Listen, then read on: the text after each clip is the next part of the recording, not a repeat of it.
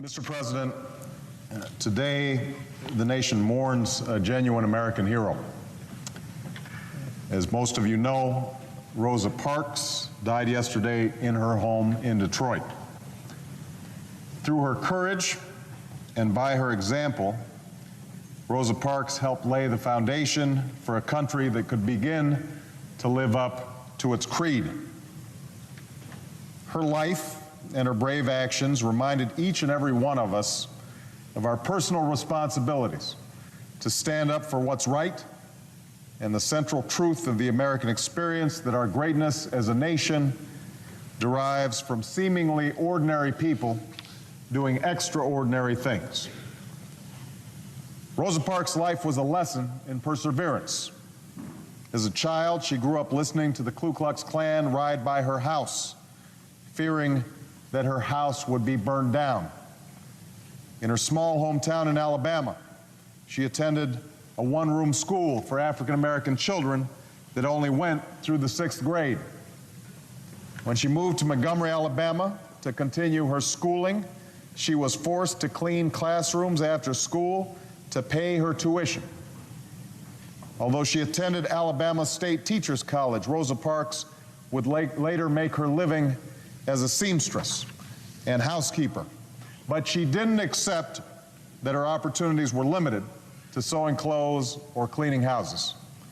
In her 40s, Rosa Parks was appointed secretary of the Montgomery branch of the NAACP and was active in voter registration drives with the Montgomery Voter League. In the summer of 1955, she attended the Highlander Folk School, where she took classes in workers' rights and racial equality. Well before she made the headlines across the country, she was a highly respected member of the Montgomery community and a committed member of the civil rights effort. Of course, her name became permanently etched in American history on December 1st, 1955, when she was arrested for refusing to give up her seat to a white passenger on a Montgomery bus.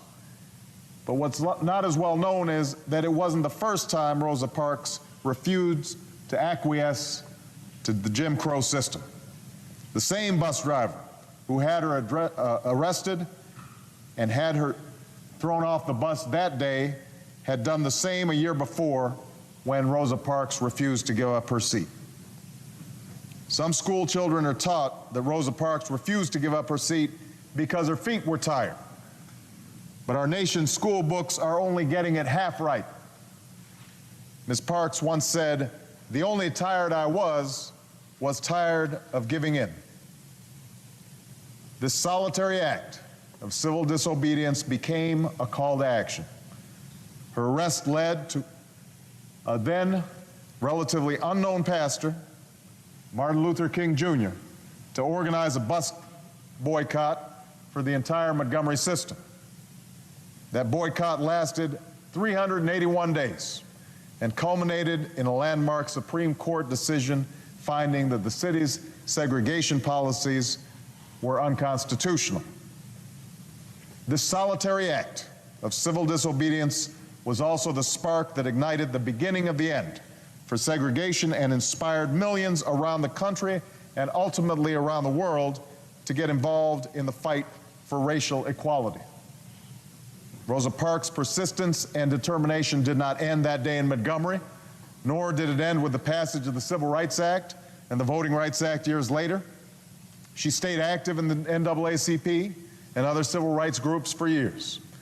From 1965 to 1988, Ms. Parks continued her public service by working for my good friend, Congressman John Conyers. And in an example of her low-key demeanor, her job in Congressman Conyers' office did not involve appearances as a figurehead or celebrity. She helped homeless folks find housing. At the age of 74, she opened the Rosa and Raymond Parks Institute for Self-Development, which offers education and job training programs for disadvantaged youth.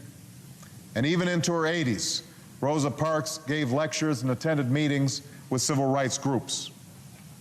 At the age of 86, Rosa Parks' courage and fortitude was recognized by President Bill Clinton, who awarded her the nation's highest honor for a civilian the Congressional Gold Medal. As we honor the life of Rosa Parks, we should not limit our commemoration to lofty eulogies. Instead, let us commit to carrying on her fight, one solitary act at a time, and ensure that her passion continues to inspire as it did half a century ago. That, in my view, is how we can best thank her for her immense contributions to our country. In closing, Mr. President, Rosa Parks once said, "As long as there is unemployment, war, crime, and all the things that go to the infliction of man's inhumanity to man, regardless, there is much to be done, and people need to work together." Now that she's passed, it's up to us to make sure that her message is shared.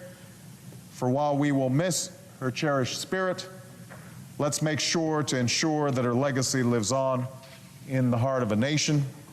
And Mr. President, as a personal note, I think it is fair to say that were it not for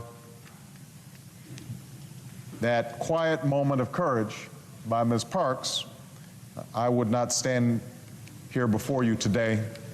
I owe her great thanks, as does the nation. She will be sorely missed. Thank you, Mr. President. I yield the floor.